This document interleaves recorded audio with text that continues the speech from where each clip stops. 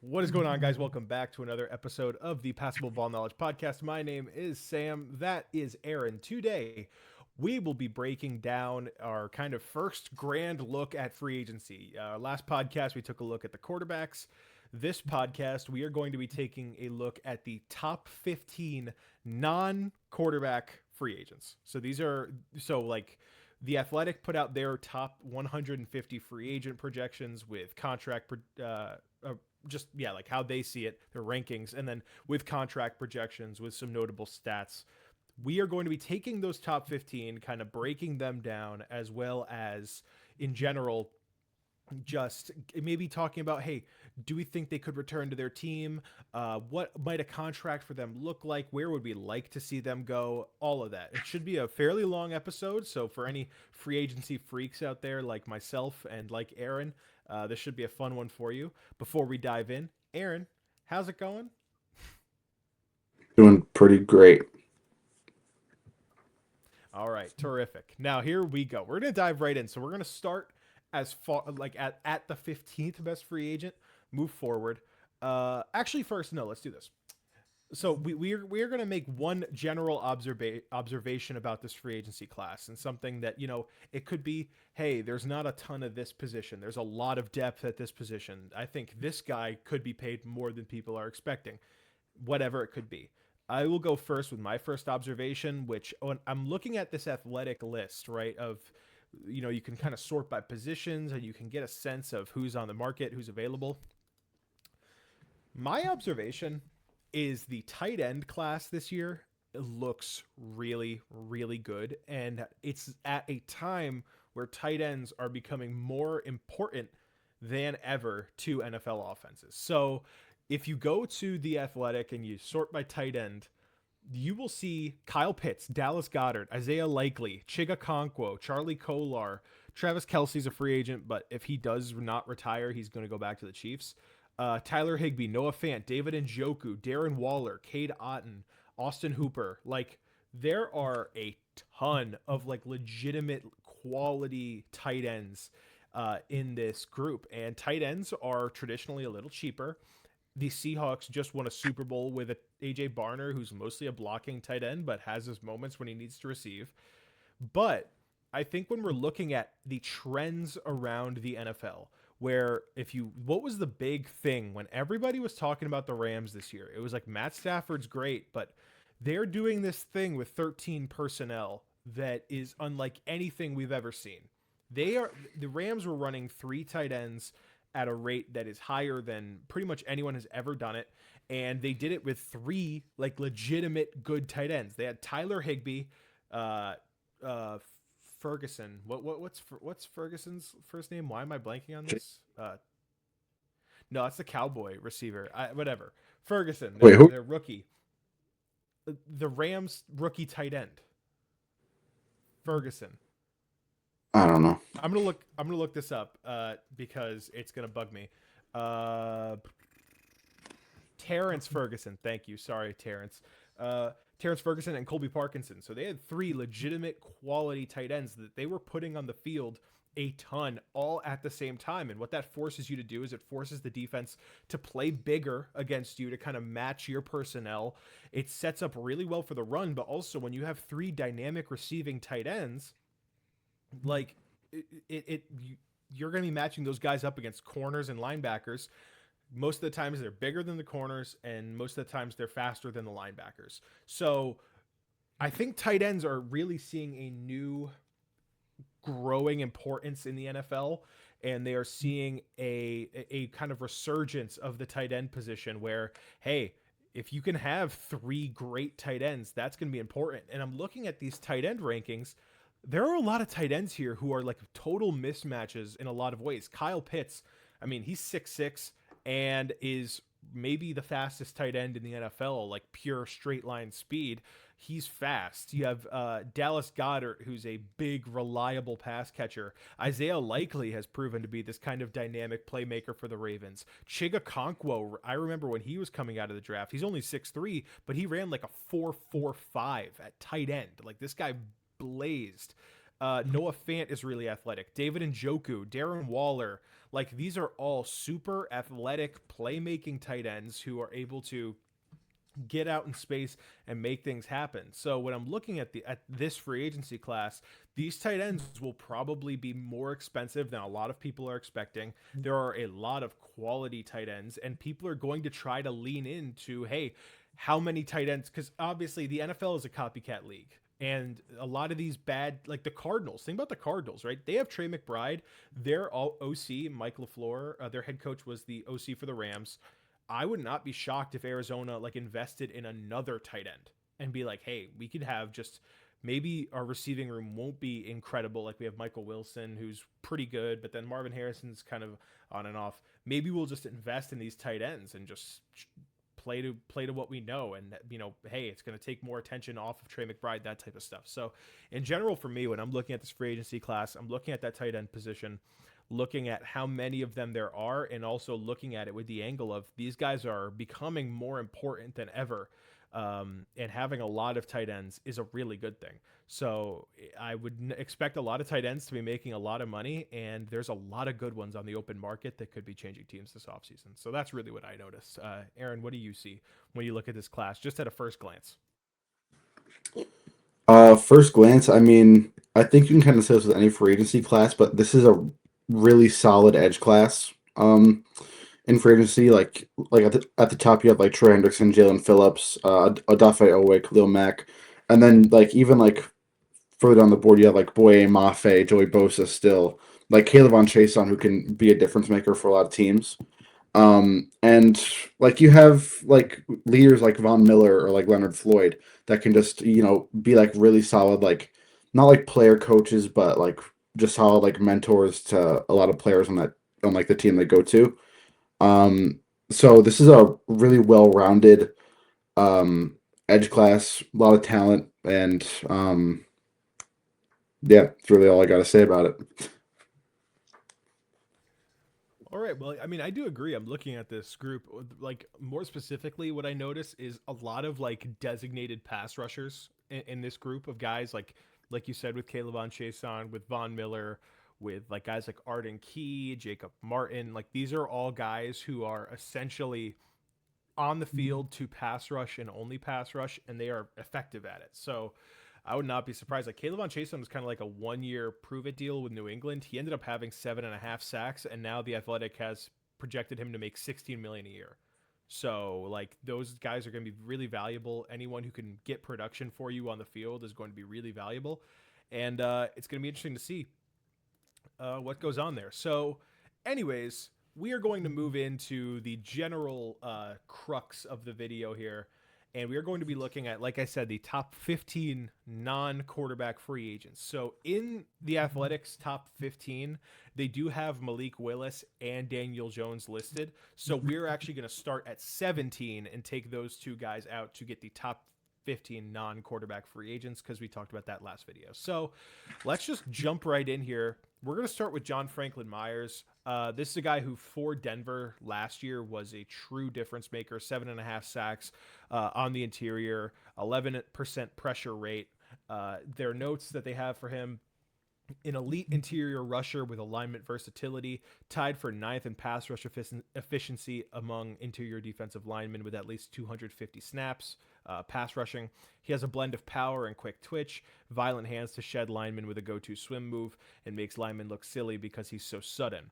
Franklin Myers has an acute sense for quarterbacks, for when quarterbacks are trying to climb the pocket, and he can shut down scramble escape lanes through the A and B gap. Now, a guy like John Franklin Myers, I find really interesting because what the Seahawks just won a Super Bowl off of and built a Super Bowl winning defense with is interior pressure. Like the Seahawks are one of these rare teams that their interior pass rush is better than their edge pass rush. And they really made life difficult for quarterbacks because, hey, when a guy is coming from the outside, quarterbacks can just step up in the pocket.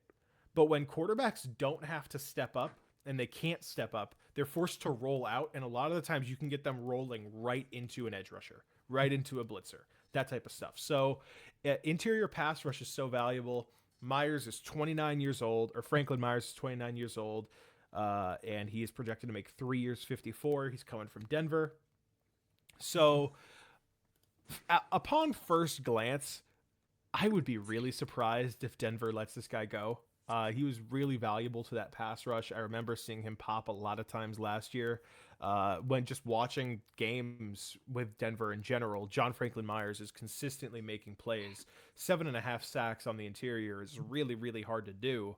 And at first look, I would be really shocked if Denver lets him walk because I mean they have the money. They have the money to spend.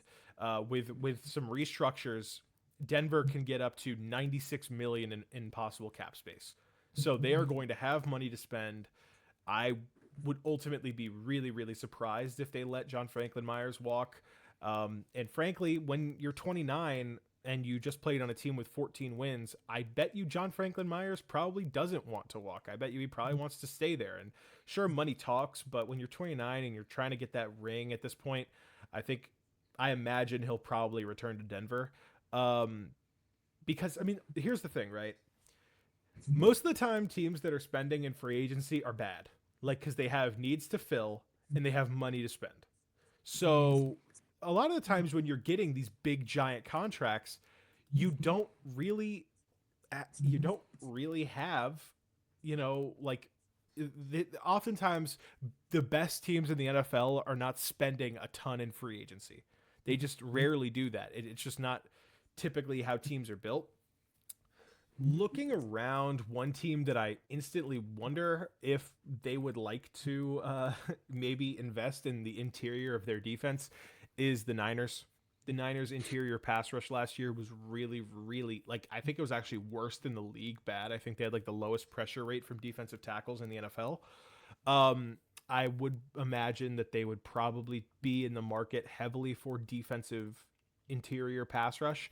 And to me, I think Franklin Myers fits that perfectly as like a guy who can just get after the quarterback. I mean, Aaron, when you're looking around, do you essentially agree with me that Franklin Myers is he feels like he's probably going to go back to Denver? Yeah, I don't think they're going to let him walk. I think that your defense was so good that it's like, why even make any changes? Like you have the money to give him. Had a great year last year. Hope he can keep it up, and uh, that's that's really it for the Broncos. I mean, just keep everything consistent and pay him. Yeah, I agree. I mean, yeah, I would be shocked if he leaves. Just in general, be shocked if he leaves. It feels like Denver has no incentive to let him walk because you have the money to spend. You have Bo Nix on a rookie quarterback, like on a rookie quarterback on a rookie deal. Win now, like try to win ASAP. Bring back the guys that are really good that probably want to come back. So, in general, Franklin Myers feels like an easy return for me. But teams to look out for that could potentially want to really go for him and maybe make sense for him. Teams that are lacking interior pass rush, ideally the Bears and the Niners feel like teams that make sense because I mean the Bears last year. I mean, man, when I was watching them play against the Rams, I was like, man, this defensive line is getting nothing right now. So that's how I feel. In general, John Franklin Myers probably feels like a near guarantee to return to Denver with this current system. So we're gonna move on, and hey, with all these free agents, there's gonna be some not fun ones to talk about. Jermaine Illuminor.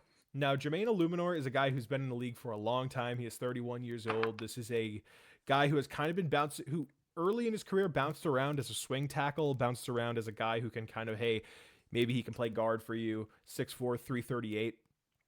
Jermaine Illuminor had a career year at age 31, and tackles are always in need. He played 99.4% of the snaps for the Giants last year, finished with a 98 pass blocking efficiency.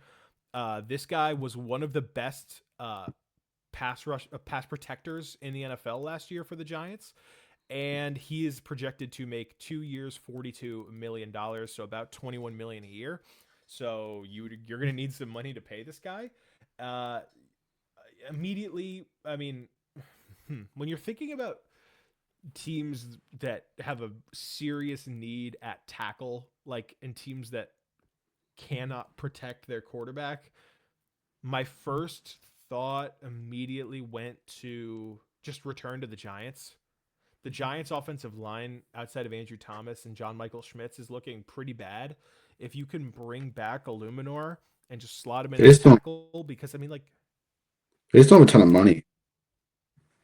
Like they they don't have a don't lot. they and that yeah that's like that's like the misconception with the Giants. People presume that when a team is bad, they have a lot of cap. They don't. The Giants have very little money. This is an expensive team. Even so, right now they're currently at -6 million. Even if they do restructures, they would still only have the one, two, three, four, five, six, seven, eight. They would have the eighth lowest cap in the NFL. I mean, like this is a team that can't necessarily just spend and get good with John Harbaugh. So that's why I'm wondering, does Illuminor, as a 31-year-old, does Illuminor even want to go back to the Giants, who maybe they're not in a place where they're set to win I do have. playoff games in the next couple years? I don't have What's them that? staying. I have them moving. Interesting. I'm just trying to think of who is, because this guy is really a right tackle. Like this is a guy who is going to be prioritized as a right tackle.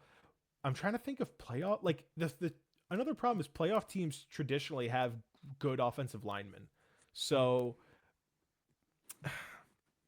I'm looking around. The Chargers, like their interior is really bad. The Eagles' offensive line is good. The Jags' offensive line is pretty good. The Bears have a solid offensive line situation. The Bills, I guess their offensive line is good enough. Who makes sense for him. I was Okay, looking. sorry, you cut out. Uh, I'm just gonna tell you who I think is a good fit for him because I was looking at like the team stats and the Lions were 31st in the league in pass block win rate, and I believe on here, yeah, Taylor Decker does not have guaranteed money left. I know he's a veteran, but like you're a playoff team, your line has to get better. Um, and the Lions have a lot of cap after restructures. They after restructure they would have $114 million in cap room. So I think it makes sense if they maybe cut bait with Taylor Decker and go out and get Illuminor. It's just a thought, honestly. Yeah, I mean, in that situation, I guess the question would become: would you want to move Penny Sewell to left tackle? Like Yeah, that would be the question there. yeah. I think they probably would be okay doing that. Like I think he's. I mean, he's obviously good enough to be a blindside tackle, but it's just a matter of learning it. it's a matter of technique, but like we saw that with the Bucks. Like Tristan Wirfs was a right tackle, and then Donovan Smith left, and then they moved him to left tackle, and he's like the best left tackle in football.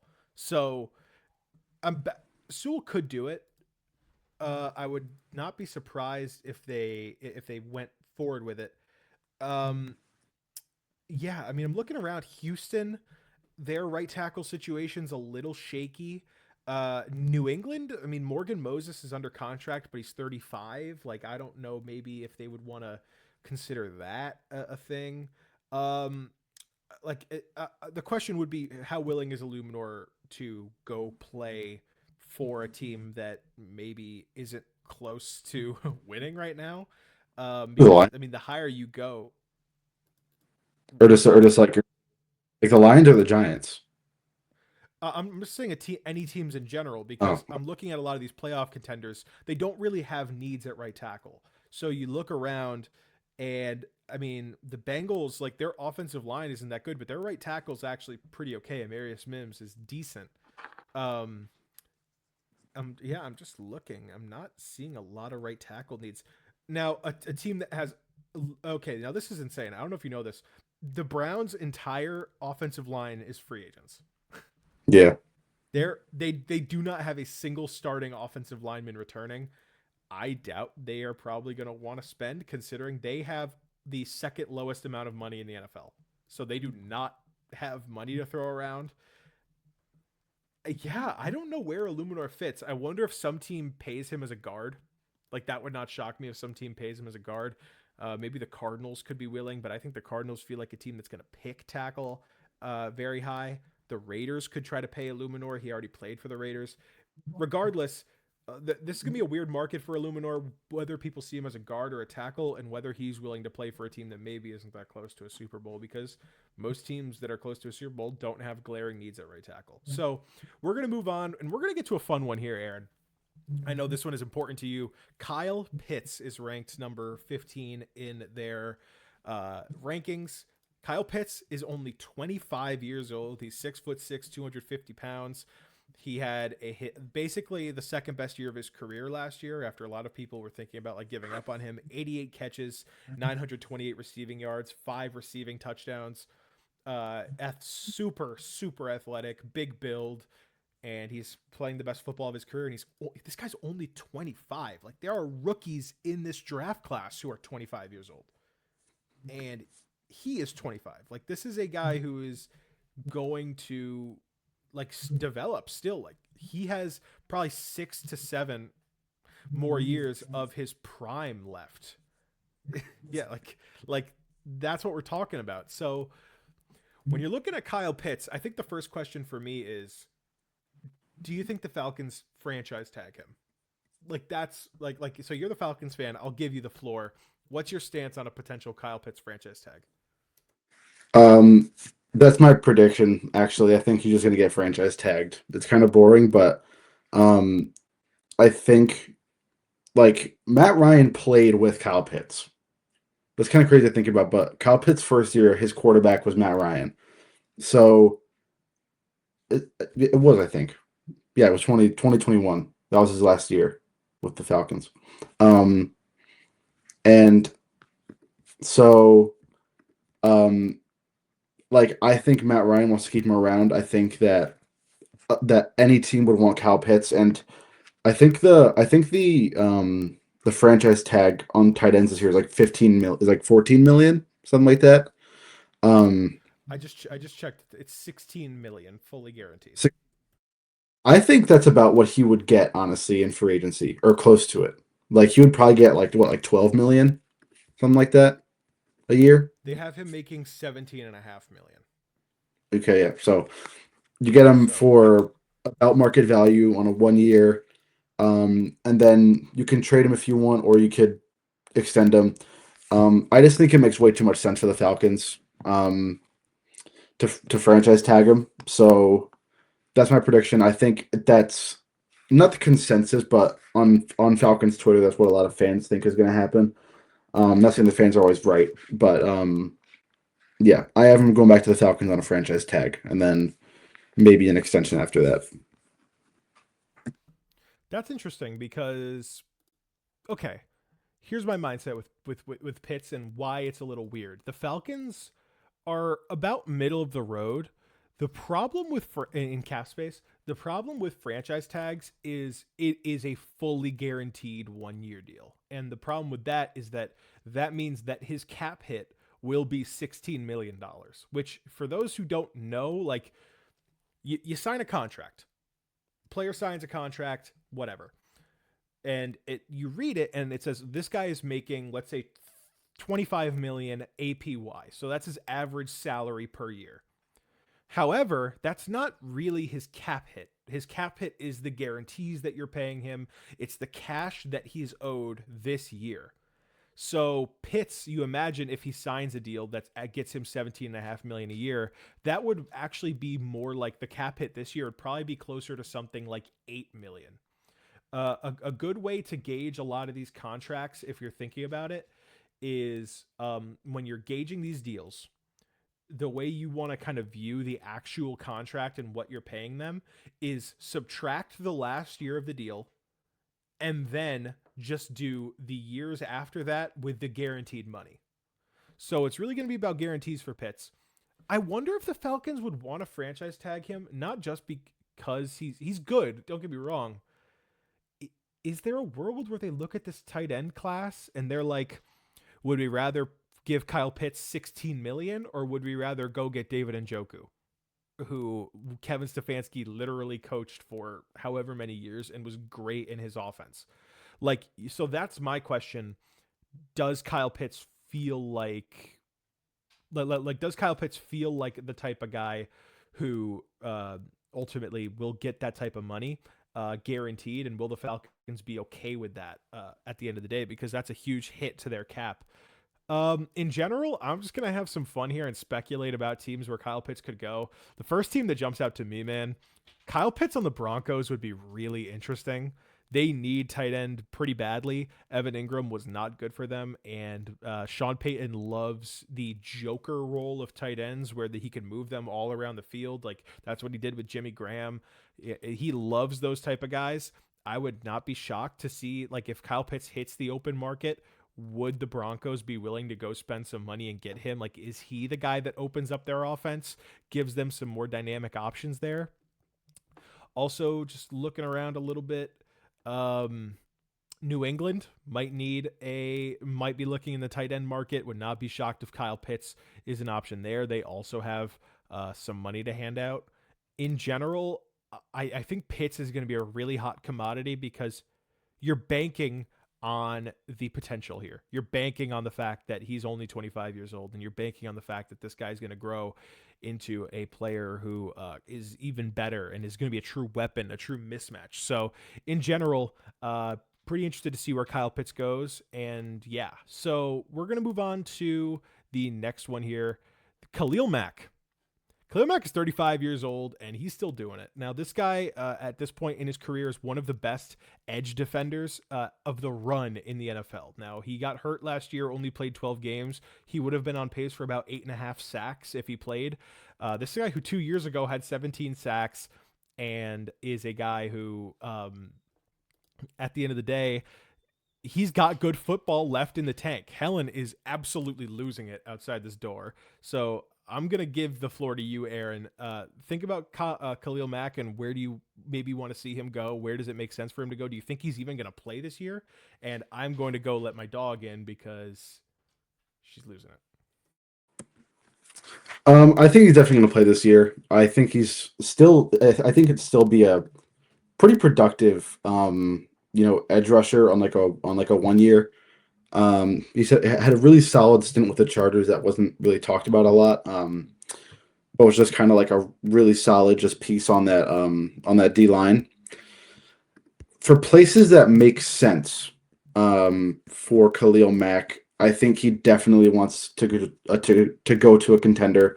He wants a Super Bowl before he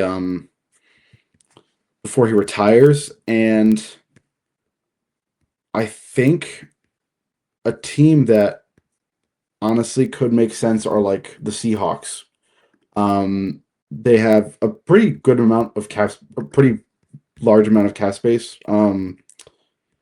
There, or like the Bills, even maybe. Even though I don't think they have as much cap space, they have 62 million still.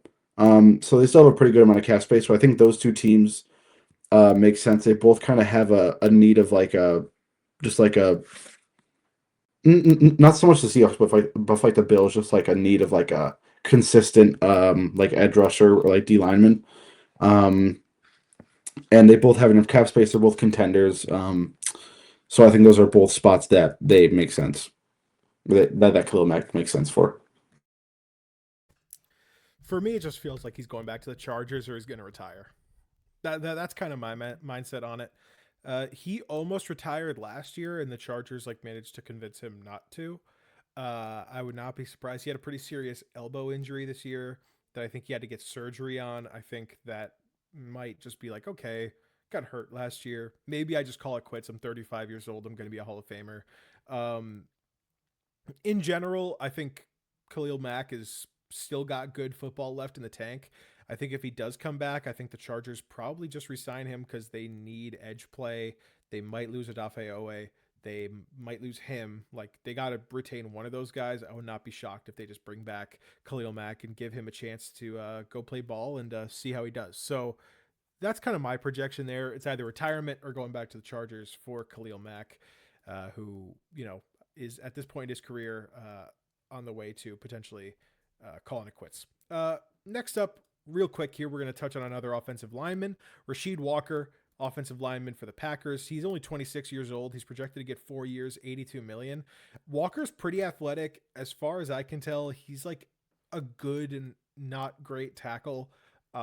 We see these guys every year who are like good, not great, or even average, who are athletic, get a ton of money. Like think of Dan Moore last year, who got like 85 million from the Titans, despite the fact that he started like 11 games for the Steelers. Like it's kind of nuts how tackles get paid, and like people will pay tackles. To me, it feels like Walker is destined to go to a bad team. Like go to a bad team and be their left tackle day one. Um, Now looking around at who that could be, the Cardinals don't have a need at left tackle. The Raiders don't really have a need at left tackle unless Colton Miller retires, which I don't expect to happen. Uh, the Browns don't have the money. The Saints don't need left tackle. The Commanders don't really need left tackle. Uh, just looking. Yeah, I mean, there's not a lot of teams that need a true starting left tackle in this class, which is kind of surprising because typically there there are teams that really desperately need that. Um, Regardless, Walker will get paid a lot of money. Like this could be like the Lions could be the team that goes for Walker, pluck him away from a division rival, and just plug him in at left tackle. That feels pretty logical to me. Regardless, my perception on Walker is I think he's a good, not great player who's going to be paid nearly like elite money just because he's the best tackle in the market. He's athletic and he's only 26. So, Aaron, I mean, for you, do you kind of agree? Like the Lions feel like a logical place. This guy does not feel like he's going to go to a contender. He feels like he's going to go to a bad team who desperately needs a tackle, and he's going to be like their prize of the offseason. Well, I said Illuminor goes to the Lions, so I don't know about the Lions, but I think he's gonna go to a bad team. Um, I don't know much about the guy, so I don't know. I don't have a lot to say um about his market necessarily, but I do agree that he's probably gonna go to a bad team just to get the most money, where yeah, just make a lot of money. A bad team is going to give him like 25 million a year, and you're going to be like, how the hell did this guy get 25 million a year? Um, in general, yeah, I'm pretty moot on Rasheed Walker. Don't have many opinions there. Let's move on. Adafe Owe is next. This guy got traded midseason to the Chargers and kind of like exploded. This guy is a freak athlete, former first round pick to the Ravens. He's 27 years old, coming off a 7.5 sack season with a 14% pressure rate. The Ravens declined his 5th year option. They traded him midway through the year, and he had 7.5 sacks, despite not having a sack through the first 5 games. So the athleticism, the age, the really late explosion here, he's projected to get 4 years, $88 million. So 22 million a year for a guy like Adafe Owe. This is another interesting one. Immediately, Chargers feel like a clear team. The Chargers are going to have a lot of money. Exactly 116 million in possible cap space with some simple restructures there. The Bears feel like a team that could make sense. This is kind of crazy because the Ravens just traded him. I would not be shocked. Like Jesse Minter, he exploded in that Jesse Minter scheme. I would not be shocked if he just goes back to the Ravens. Like if Jesse Minter just brings him over. Because the Ravens have a real need at edge. I believe Kyle Van Noy, who's been like their main edge rusher, is a free agent. Yeah, Draymond Jones and Kyle Van Noy are free agents. Mike Green is like currently their number one edge rusher. They were 27th in pass rush win rate last year. Does Jesse Minter say, "Hey man, I know it didn't work in Baltimore, but it worked with me, so you're gonna come over and you're gonna be my guy"? Not be surprised if that's how it goes down. Overall, Owe feels like a guy who's going to get a lot of a lot of money. Buccaneers are another team who desperately need edge rush. Colts need edge rush. Lions need an edge rusher across from Aiden Hutchinson. The Panthers really need a good edge rusher. there are a lot of teams that need edge rush. Aaron, are there any teams that are sticking out to you as far as like where Owe could go? Um, I think the Ravens makes a lot of sense. I think, but I also think like him just like staying with the Chargers makes sense. You know, I don't think it'll be too exciting, but I think I have him just going back to the Chargers. They have a ton of money to just like throw at him. They I have to assume they have more to cap room than the Ravens, right? Yeah, they have pretty Chargers have a lot of significant money. Yeah. more than the Ravens in cap space. So yeah, I just have him going back to the Chargers. On like a probably like a 4 year something. All right. Next up, this is another fun one. It's always fun to talk about the skill players. Alec Pierce. This is a guy who's been getting a lot of buzz in free agency. He is 26 years old, 6'3", 211. He had 1,000 receiving yards this year, career year. He is a true like downfield threat. However, he kind of showed growth as like a general wide receiver. For me, this guy feels like he's going to go. By the way, I want to talk about this contract projection here. Alec Pierce is projected for a 4-year, $102 million contract. So over $25 million a year. Like, this dude is going to get paid. I think he's going to go to a team to be a wide receiver one. Like, as much as I thought about a team like the Bills or the Broncos, I think there he would be more of like a skill piece, like a chess piece. I think he's going to go somewhere and try to be like the true wide receiver one for a team that has money to spend. This feels like a guy who's going to get a ton of money. He's only 26. I'm looking at teams like who had bad records, who need wide receiver and have money. First one I'm looking at here, this feels really natural to me. The Tennessee Titans, like the Titans, for like they their receiving room is, there's some interesting, like Calvin Ridley is almost certain to be cut probably. There are some interesting names with like Alec Iomanner and Chimere Dike, like guys who are young and played well, but are those guys true like wide receiver one types? Like, are those the guys who you want to go out and play wide receiver one for you every game? The Titans have 144 million in possible cap space. There is so much money to be spent on this team. Alec Pierce, you're plucking him away from a division rival. You know exactly what he looks like. And ultimately, in my opinion, I feel like it feels really natural for the Titans to make a run at this guy. I think, like I said, he's going to go somewhere and try to be a wide receiver one. I don't think he wants to go somewhere to be a downfield threat. I think he wants to go somewhere where he will be getting a majority of the targets. And Tennessee feels like a team that could do that. Also looking around, I think the Giants have a general need at receiver. I like the look of potentially the Commanders, but once again, like you would be like the second option for that team. I really like Tennessee. He just feels like a Titan. It feels like a team that's dying for a wide receiver one, and it feels like a team that would be able to give Pierce that wide receiver one money and that wide receiver one title. So, Aaron, where are you looking at for Kyle? Kyle. I was going to call him Kyle Pierce because I'm thinking about him and Kyle Pitts mixed. Helen now wants to get out, as you can hear, so I'm going to let her out. And Aaron, give me your thoughts on Alec Pierce. For Alec Pierce, I think one spot that makes a lot of sense for him that you kind of didn't like is the Bills. I think even if he goes to the Bills, he can be a wide receiver one because you look at the Bills wide receivers. They have Keon Coleman. He's not going to be on the team next year, just because. I mean, I can only assume, just because of what like everybody's saying about him. And then like who do you have to beat out in the receiver room? Like Khalil Shakir. Like I don't know. Like this is not a strong Bills receiving room. I guess you're worried about like not being like the main target over like Dalton Kincaid or like Dawson Knox. Um, but I think that Alec Pierce could easily be a wide receiver one on the Bills just because they have like a weirdly like weak receiving room for having such a good quarterback.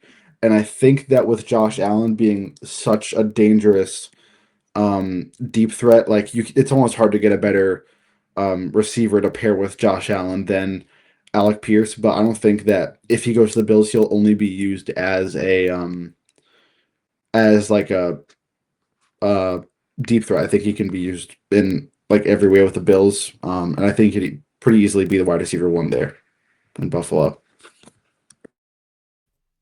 Yeah, I mean, I like the fit with the Bills. The thing for me is, do the Bills don't have that much money? Do they want to spend essentially half of their cap space on Alec Pierce? Like that would be the question. Like how many more holes do they feel like they have to fill in order to, kind of fill out that roster? I think there are a lot of holes on this Bills roster that need to be filled up. And they have some guys that they need to bring back. Like they need to bring back both of their guards. They need to bring back their center. Like a lot of needs on this team. I don't know how much Alec Pierce makes sense, which is why I think the Titans make a ton of sense because they could just be like, hey, Alec, how much money do you want? And they could just start fanning themselves with how much cap space they have and how much money they can spend. So that feels pretty natural to me. We'll see how it goes. Alec Pierce in general will be a hot commodity on the market. We're going to move on to another skill position player here. We're actually going to have a run of skill position players. Travis Etienne. This is a guy who I think a lot of people thought he was probably a draft bust. Kind of has this career resurgence where this year with the Jags, 1,400 scrimmage yards, 13 touchdowns. Um, he was like truly great for this team down the stretch where their offense like really exploded and managed to grow. They got really hot at the end of the year. For me, ETN feels like a pretty natural, just he might just go back to Jacksonville. Like Jacksonville doesn't have that much money to spend, but they're only projecting ETN to get 3 years, 37 and a half. For how important this guy was to the Jacksonville offense and what he added for them down the stretch, it feels like it feels doubtful that they will just let him go. Uh, I mean, you would think that like I guess a bad team could spend on a running back, maybe Dallas, maybe Cincinnati. Like the Chiefs need a running back, but the Chiefs have the fourth lowest amount of money in the NFL. Do they want to spend big money on a running back, or do they just want to like re-sign Pacheco or draft one? Like I don't know. I feel like in general there not a lot of obvious fits. I think he was so good for the Jags last year, and Liam Cohen being this offensive guy, I imagine they probably prioritize him coming back and just trying to get that done. So that's my projection for ETN. I think with how good he was for Jacksonville, I feel like they try really really hard to bring him back. Yeah, he's not leaving Jacksonville. They have no reason to not pay him. Um, Especially when like Trevor Lawrence can be like pretty inconsistent at times. Like you need just like a solid running back to lean on. And I think that Travis Etienne is exactly that. He had what like 14. Yeah, he had 1,400 yards this season, um, which isn't really talked about. And if you can get a guy that has the potential to rush for that and even more for what like 12 million a year, that's a pretty solid deal for this Jags team, and they really just have no reason to let him go. So I think he's staying in Jacksonville. On to another running back who I think is staying, Kenneth Walker the third, Super Bowl MVP. I don't think there's much to talk about here. There was a report that the Seahawks are not going to franchise tag him, which is not a surprise. The Seahawks basically don't franchise tag anybody. Uh, Kenneth Walker feels like a almost certain return to the Seahawks. The Seahawks have the money. They can negotiate with him early. I would not be surprised if he's signed before he hits the open market. Like I think Seattle is going to try to pay this guy. They current like if the season started today, George Halani would be their number one running back because Kenneth Walker or not Kenneth Walker, Zach Charbonnet will probably be recovering from his torn ACL by the time next season starts. I think they bring back Kenneth Walker. He had 1,300 scrimmage yards this year. He's projected for a 4 year, $52 million deal, which, if I'm correct, is that like 14, 13 million a year? Something like that. Is that right? Yeah. So I think Seattle will gladly pay that. I don't think they let him walk. I would be shocked if they let him go. with how valuable he was to this offense down the stretch and what he gave to you in the Super Bowl. Like, I think you owe him, and I think you need him because you can't go into the season with George Halani as your running back one. So that's my prediction there. Um, yeah, I mean, I haven't gone back to the Seahawks. If he maybe didn't win Super Bowl MVP, I could maybe see him leaving. But with what he did, he's kind of become like a legend there. So, um, yeah, he's staying. Not much to talk about really for him. Just a really good Yeah, I player. mean, it's not just what he did too. I think it's also like if Zach Charbonnet wasn't hurt, I could imagine them letting him walk. But since he might not be healthy for the first couple months of next season, I would not be surprised if they're like, shit, well, we got to pay this guy now. Like, there's no other choice. So, yeah, in general, interesting name to talk about there. I think he probably just goes back to the Seahawks. This is one who I think this next one is a really interesting discussion here. Mike Evans.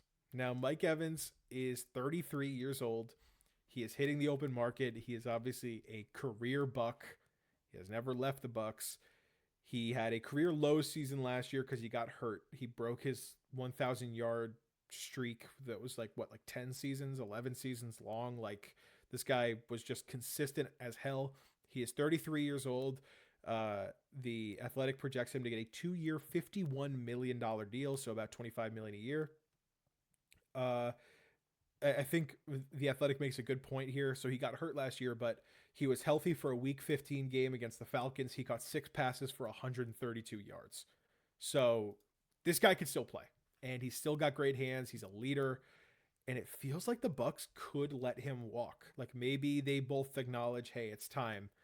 Where do you think Mike Evans makes sense? Because we kind of talked about the teams for Alec Pierce. I don't know if Mike Evans would necessarily need to go to a bad team where he'd be the wide receiver one. He's 33. Like you think he probably wants to win. He already has one ring. Maybe he wants another. Where do you see Mike Evans fitting? Where do you see Mike Evans being an option this offseason? I mean, I hate to kind of say this, but it's hard to imagine Mike Evans playing with a team other than the Buccaneers. Like I just can't picture him like playing with another team. But at the same time, I could see him wearing like a 49ers jersey or something like that. I don't think they have a ton of money. They have a decent amount.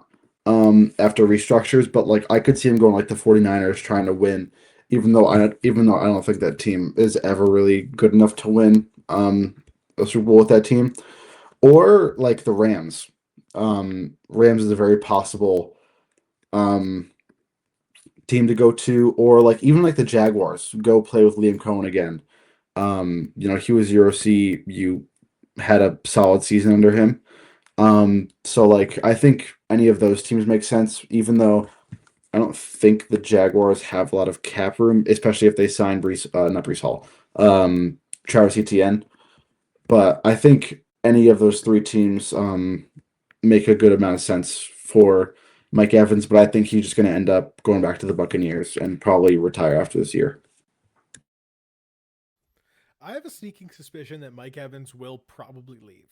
I don't know what tells me that. I think it's just the way that the Bucks are changing a lot. Like, they fired like essentially every single coach on staff last year. With Mike Evans getting hurt, hitting the open market, maybe like they drafted Emeka Egbuka for a reason. I think maybe it's time to acknowledge, hey, let's move on. Let's we'll let you get a fresh start. It happens for most guys. I'm looking around at certain teams here. One team that I just can't shake, the Kansas City Chiefs, because I'm reading. We're kind of using some helpful things here, and I'm reading what they have written about the what this website has written about the Kansas City Chiefs. This is like the underdog fantasy charts thing, and we're able to see what they need. They have listed X receiver, and this is their quote. How about a receiver who doesn't weigh 160 pounds or faces felonies? That'd be refreshing. The Chiefs need to help Patrick Mahomes by giving him a back shoulder ball winner. Uh, that'd push Xavier Worthy to a part-time Z receiver and keep Rasheed Rice in the slot. Neither Rice or Worthy are 3rd and 10 gotta have it options.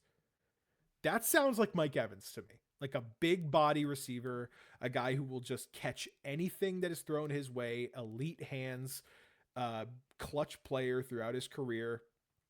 Another spot, I like your 49ers call out.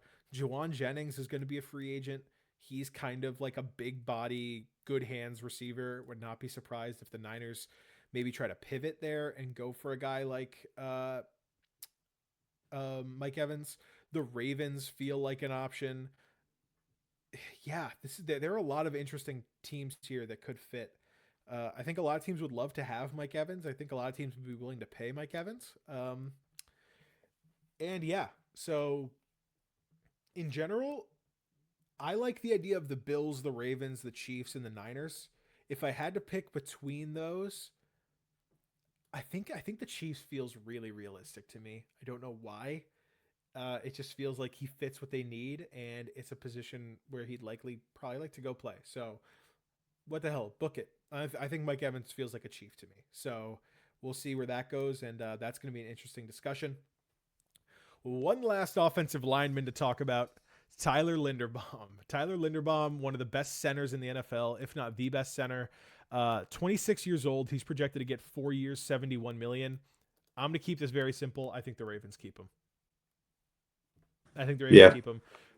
Jesse Minter is a defensive coach. He knows how important the trenches are. That Ravens offensive line is bad.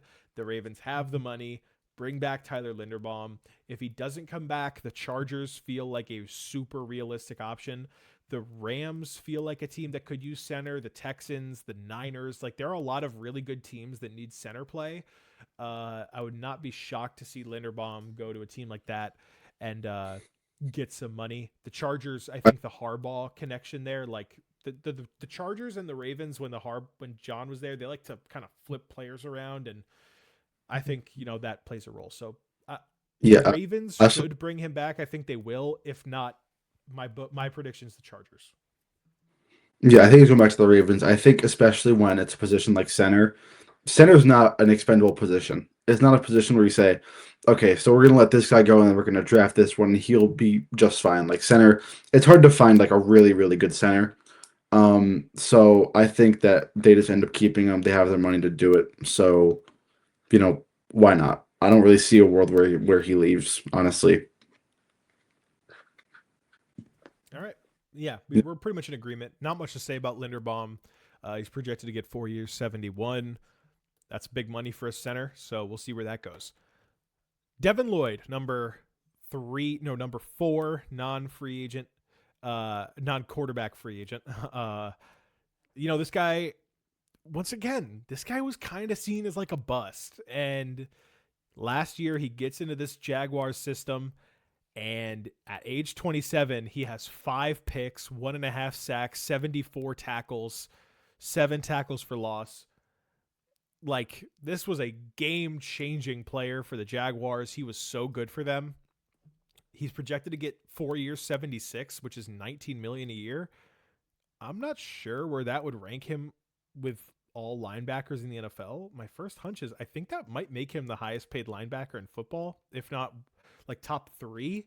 And my main question that makes me believe he might have priced himself out for the Jaguars. Like the Jaguars would obviously want to bring him back.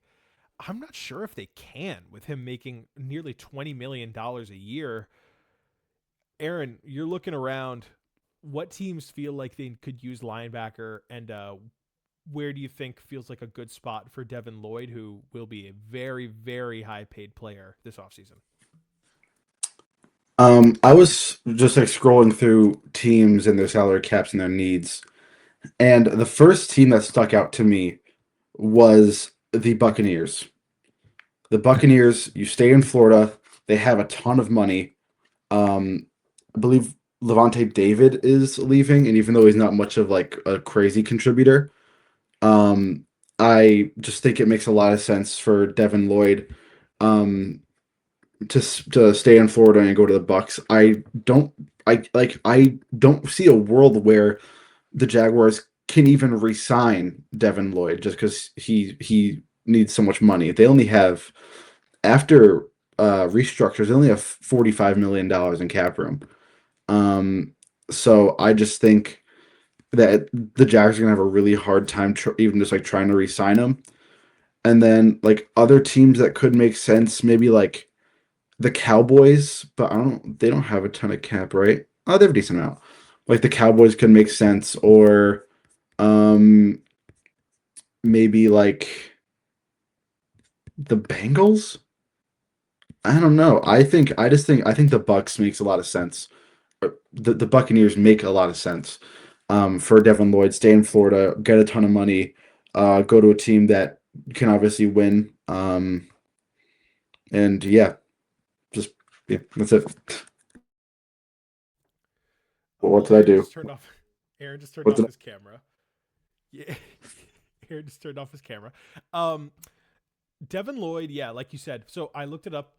Devin Lloyd making 19 million would put him just behind Fred Warner and Roquan Smith as the third highest paid linebacker in the NFL.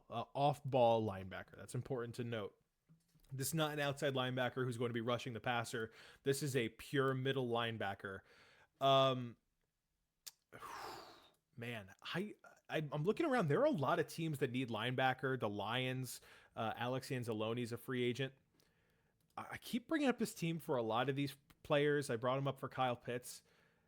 The Broncos, like Alex Singleton and Justin Sternad, are both free agents. The Broncos have a lot of money to spend. Like, do you want to make this defense even crazier by bringing in Devin Lloyd to be that guy in the middle of your defense and have him be the blitzer and have him be this crazy piece for Vance Joseph to use? Like, you want to talk about building on a strength and just like making your defense really, really scary. Devin Lloyd is a really great player who I think for Denver makes a ton of sense. I do like your Bucks call out because it does feel like Levante David might retire this offseason. Um, I also kind of like the Bengals call out. Like this is a Bengals team that needs middle linebacker play. Uh, they have some rookies at those positions, but you're trying to win now. Like you have some money to spend. The Bengals have $98 million to spend. Like I would not be surprised if they go out and try to get a Devin Lloyd and make him kind of their centerpiece of the defense. Um, this feels like a return to Jacksonville is nearly impossible unless if they like franchise tag him. I'm not sure what the linebacker franchise tag would be. Let me check that. Oh my goodness gracious, this is a much higher number than I thought it would be. Franchise tags for linebackers is 28 million. So that is not happening. Uh yeah, he's not going back to Jacksonville. They just don't have the money and he's going to get paid. And I think I my overall guess, my overall projection, I think I like the Bucks call. I think Denver would be awesome if Denver wanted to bring him in. I just don't know how willingly aggressive they're going to be to like make splash signings and like maybe not try to shake up a bad thing or shake up a good thing. What am I talking about? Uh yeah. I think Devin Lloyd feels like a Buck or a Bengal. Yeah, that's kind of where I'm at. So uh we'll move on.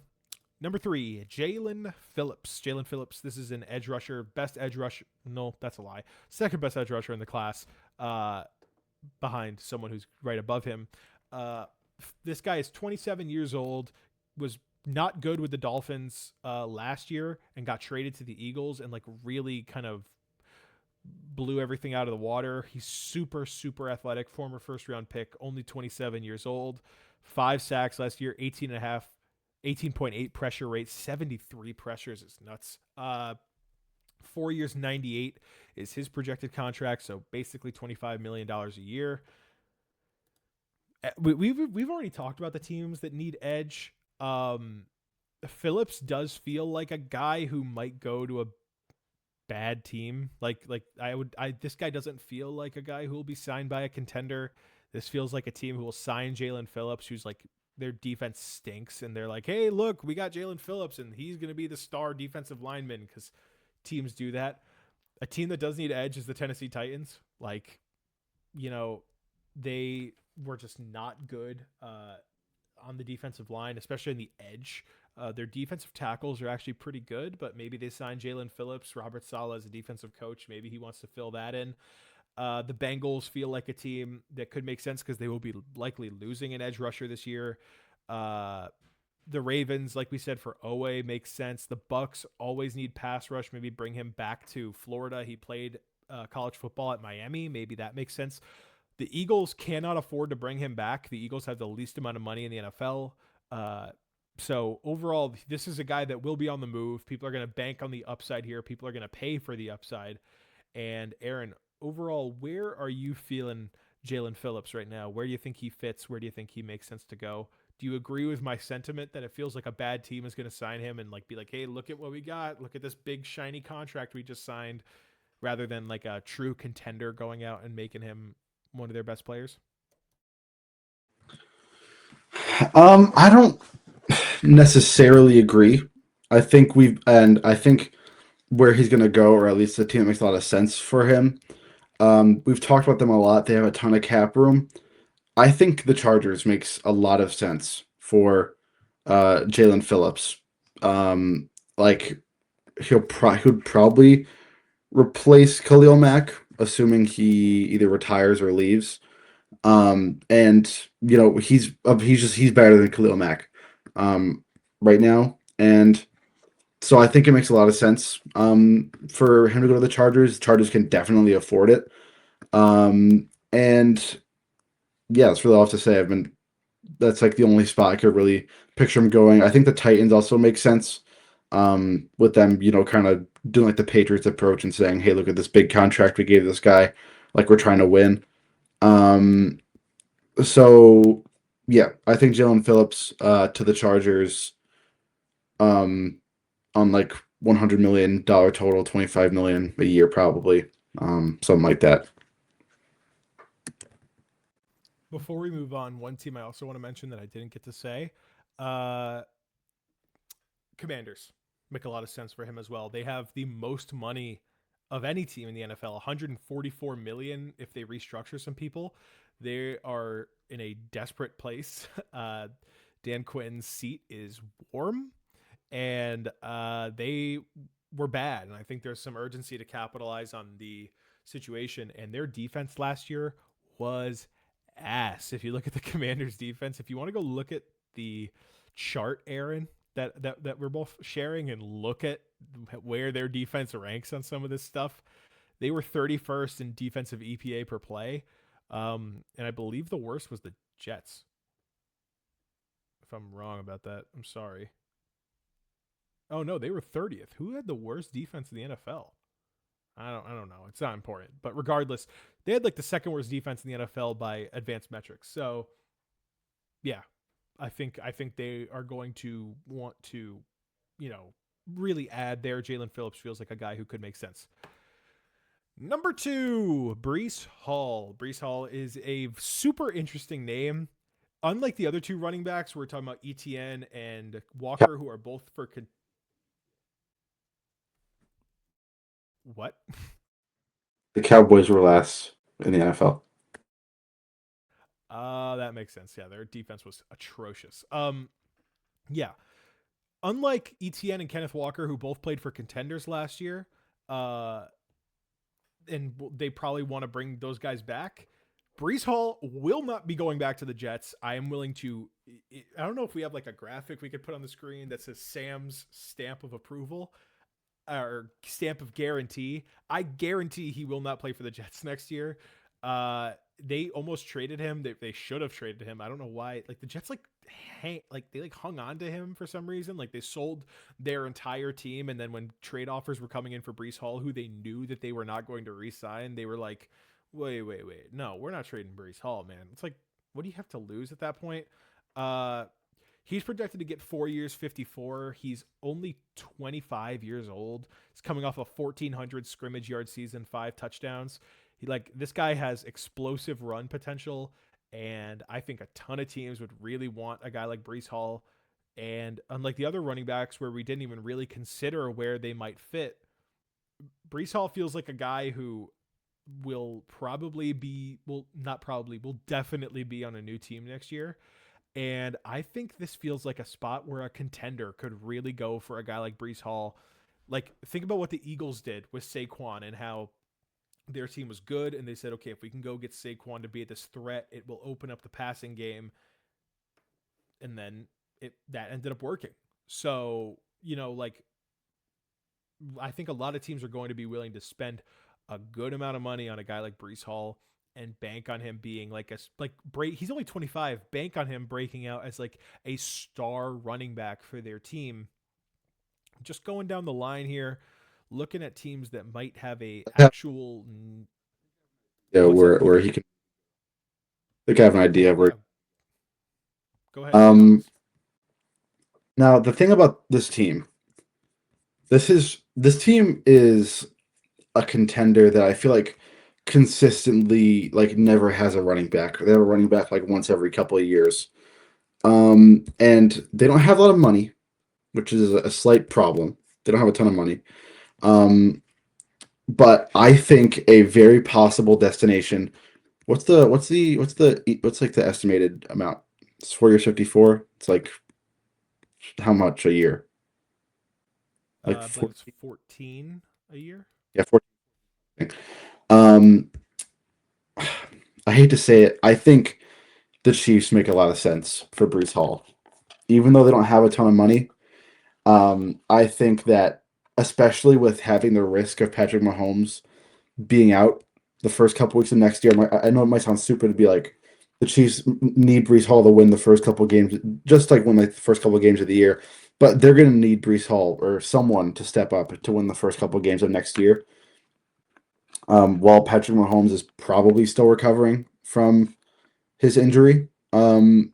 So I think that Brees Hall just makes a lot of sense to go to the Chiefs and uh, be a really good running back for them because that's something that the Chiefs, never really have. They had like Pacheco in his like first like year or two. They had like Kareem Hunt a while ago. I mean, he's there now still, but like they have a running back like once every like 2 or 3 years that kind of like stands out. And so yeah, I have him going to the Chiefs to get to get the dog again. Okay, never mind. But yeah, I have him going to the Chiefs on like a $14 million a year deal, and it's going to be really annoying because that's going to make their team a lot better than how it is right now. Okay. I had to let in Hooper. Now we got two dogs over there. Okay. So I like that prediction. I like the reasoning that you gave. Like, hey, when like the Chiefs have always been great, and you've never really feared their run game. Imagine how much their passing game opens up when you have a running back that you have to fear. I just don't know if their He's money pretty, situation. pretty decent like receiving back too, right? Yeah, he's like a good dual threat. Like he can kind of do it all back. Where Kenneth Walker may be more straight away, like just running like bell cow type. Brees Hall is a guy who can kind of be like a three down back for you. I'm looking at this team. I really, I think this team makes a lot of sense. This team was 29th in rushing EPA per carry. They were 23rd in big runs, which is 20 yards or more. And they were 29th in short yardage run success. The Houston Texans. There's been a lot of talk about CJ Stroud being this problem for them. So you have Joe Mixon, who's almost certainly going to be cut. And then after that, you have Woody Marks, who's like a third down back, who's like good receiver. You don't want him to be your every down running back. And then you had Nick Chubb, who is not going to be on the team. Imagine like how much pressure it takes off CJ Stroud if you get him a bell cow, every down back, best friend in Brees Hall, who can help open up this passing game, take some pressure off of him, and really open up this offense with a threat in the backfield that you have never had when CJ Stroud is there. Joe Mixon, he's a good running back. He's been good. He was good for Houston before, like last year, he was just hurt all year. Um, he's not a guy who you're like, okay, we got to scheme around Joe Mixon because this guy is going to take the top off of us. Brees Hall is that type. I think Brees Hall is a really, really, really dynamic back. I think Houston makes so much sense on so many levels, and they can bring him in and take this pressure off of CJ Stroud and not. I think in order for CJ Stroud to kind of recapture what he had, you have to like imagine how much better Houston would have been against the Patriots if they could have just run the football effectively and not turned it over. Like, take the ball out of CJ Stroud's hands so he can't fumble or throw a pick, and then let Brees Hall run and be a defensive juggernaut who just is a really efficient run team that just eats away. I like that a lot. I think Brees Hall makes a ton of sense. That's my prediction. I think he's going to be a Houston Texan. Number one free agent in this class. This is another guy who is coming off of an injury plagued season, but in the last 5 years, since 2020, he has the third most sacks in the NFL with 74 and a half. Number one is Trey Hendrickson. So this is the number one free agent in this class. There was a lot of trade buzz around him. He was essentially demanded a trade from Cincinnati after they refused to pay him last year. And then he got hurt this season, didn't play much, but we know the player Trey Hendrickson can be. He's only 31. He probably has 2 to 3 years of like really good football left in him. And his projected deal is 3 years, 99. So this guy will probably be making 33 million a year, roughly. And really interesting to see where Trey Hendrickson goes. Aaron, you're looking around. This feels like a contender. Like, this feels like a contender would probably want to go get this guy. A team that desperately needs edge rush, a team that needs a game changer on defense. Where does your mind go there? And where are you feeling for Trey Hendrickson? My mind goes to a team that already has a really good defense, is a contender, a team that was already built up in free agency, and they still have a lot of money. I think he goes to the New England Patriots.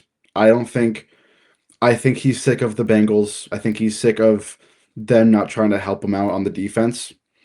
Um, and so I think he goes to the Patriots to really make that defense like almost like a juggernaut. Like because the one thing that they kind of lacked was the pass rush, like especially like the Super Bowl.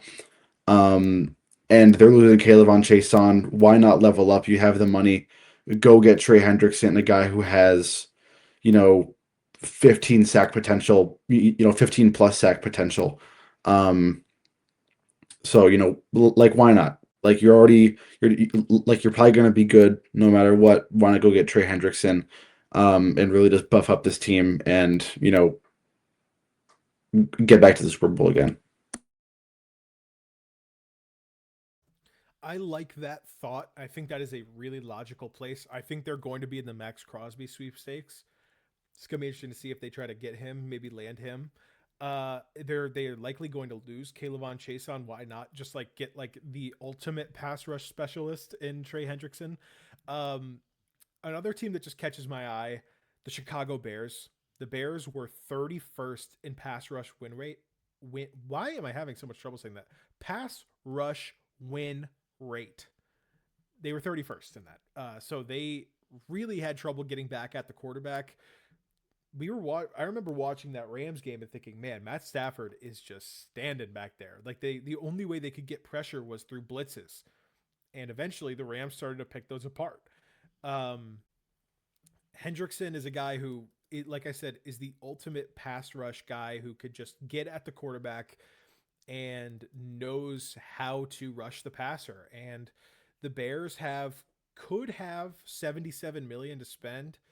I would not be surprised if they just go get Trey Hendrickson, give him like a 2 year, 3 year deal, give him a ton of money, and say, hey, this is a guy who's going to change our pass rush, a guy who can attack the quarterback position, and a guy who can really make quarterbacks' lives hell. So I like the Patriots call. Like we said, the Chargers just feel like a team where every single edge rusher they are going to be in on because they have the money.